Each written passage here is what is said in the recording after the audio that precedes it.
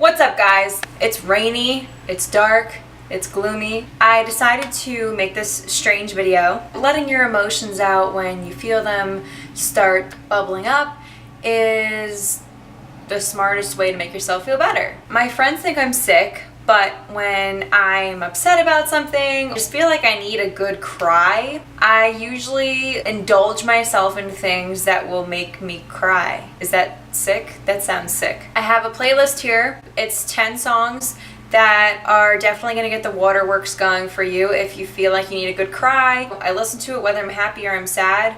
I'm always getting yelled at to turn off the depressing shit. I never know what to sing at karaoke night. I would recommend not wearing makeup if you're a girl or if you're a guy who has a style similar to Bret Michaels, because then you might look like this.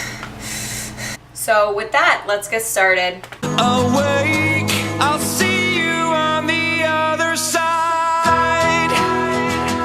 For number 10 on the countdown, we have Save Today by Seether. This is on their record Isolate and Medicate. Save Today is a hidden gem. I had never heard the song until last year. It's extremely sad. I always thought that Sean Morgan was a brilliant lyricist. He's extremely cathartic in his songs. This song, I am assuming, is about the suicide of his brother. From other interviews and after speaking with him myself, I found that his brother committed suicide by jumping out of a window moments after they said that they loved each other. His brother shut the door and then took his own life, which is absolutely horrific. Sean had been dealing with suicidal thoughts his entire life. A song like this, it's really upsetting and it's really sad because he's reminiscing, wishing that they would walk through the door and be there with him again. It's also, in a way, a glimmer of hope because he's saying to save today and, you know, to appreciate what you have now, appreciate what's in front of you, that life in the end is worth it. And I must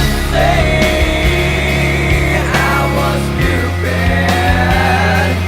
Number 9, we have Shame in You by Alice in Chains. There's a lot of songs in this countdown that I was really torn about because a lot of the artists I listen to, like I said, have a lot of really sad songs. I knew I wanted to throw an Alice in Chains one in there. I was between Shame in You and Nutshell. I chose Shame in You because I think it is an underappreciated song. It's not as known. It is on their self-titled album, which is their third, which is their last full album before Lane Staley's passing. Shame in You, by the lyrics, you can kind of tell is nostalgic but also regretful of Lane and Demery Parrott's breakup. Now, you can look at a lot of rocker couples from history. A lot of them looked happy on the surface despite having really chaotic, tumultuous relationships. Everyone who knew Lane and Demery said that they had such strong and genuine, sincere love for each other. They were basically couple goals aside from the whole dead by heroin part. Their relationship ended and then they both passed away in tragic ways. The last few years of Lane's life, he was really depressed and he kind of allowed his addiction to take him. Demery passed away from infection from a dirty needle from her addiction. When you're all in pain and you feel the rain come down. Did you really think you were going to come on my channel for a top 10 video and not see something related to Chris Cornell in it? Sunshower is definitely a lesser known Chris Cornell gem. It was on a movie soundtrack in the late 90s. I'm not exactly sure which. This is just a beautiful song by him. It's acoustic. His voice just sounds so raw. It's really hard narrowing down a Chris Cornell song for this countdown because obviously a lot of songs of his, even if they aren't necessarily about sad topics, can be extremely sad just because he's not here anymore. It's once it breaks into the chorus part that really kills me. As soon as he gets into that higher register and is screeching those words, I feel like my heart is being ripped out of me, thrown onto the ground and stomped on. Sunshower is actually a pretty happy song. It focuses on the sadness and then finding the happiness within that sadness. Angie, when will those clouds all disappear? For number 7, we have Angie by the Rolling Stones. I was debating on this one too because I think Wild Horses is also a really sad song, but Angie has a bit of a different leave-off note. Wild Horses focuses on the fact that though the relationship is falling apart, he is not going to leave her under any circumstances, while Angie is mutual agreement between two people in a failing relationship that it's time to move on from it and time to say goodbye. You know, because mutual breakups are so common, right?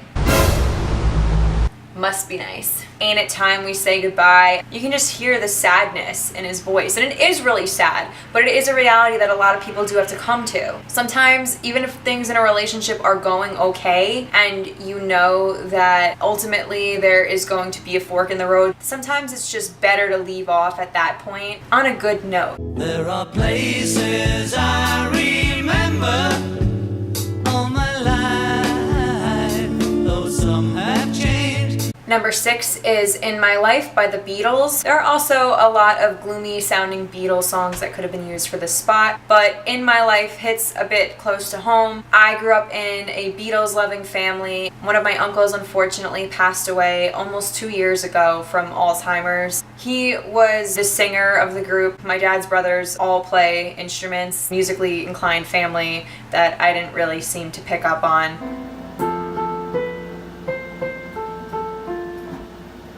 We always would sing Beatles songs together when we'd have family gatherings. My other uncle would play guitar. The song In My Life is already sad because it's finding those sweet memories, whether it was a significant other or a family member. In My Life, I Love Thee More. Other than my own personal reasons for this being sad, maybe it wouldn't even be on this list, but I definitely think that there is a very sad connotation to the song.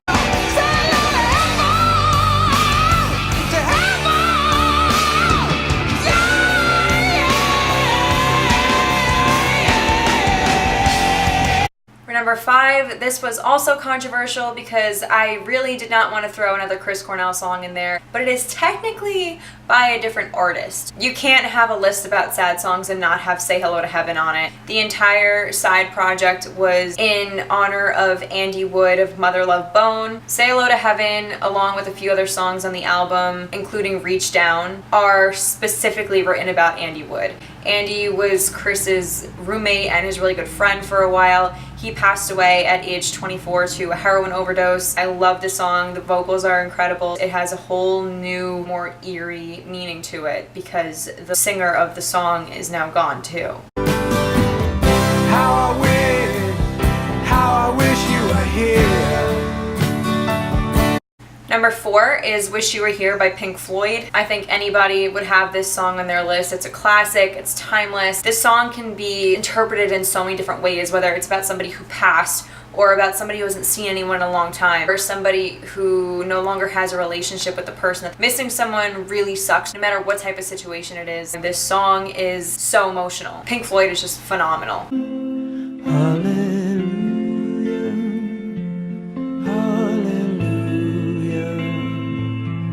Number 3 is Hallelujah by Leonard Cohen. There's been so many covers of this song, but I actually want to focus on the Jeff Buckley version. It just has this very melodic quietness to it, but is also so powerful at the same time. And I think because there's not too much going on in the song, that's what makes it so much more powerful, is because it's mainly just focusing on his voice and the guitar.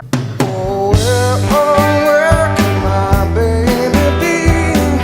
The Lord took her away from me. Number 2 is Last Kiss by Pearl Jam. Now, when it comes to Pearl Jam, I also really wanted to put the song Sirens on this list, but I think we can all agree that Last Kiss is honestly one of the saddest songs. It is about a car accident and he loses his girlfriend. She dies in his arms. Basically, him looking on the past. He's dabbling between the bargaining and the denial and the anger phases. It is the song that I put on a slideshow of pictures and videos of my dog after we put her down at 15 years old. She passed away in my arms. I can relate to the song in that way. I think a lot of people can relate the song to something really sad. Would you know my name if I saw you in heaven?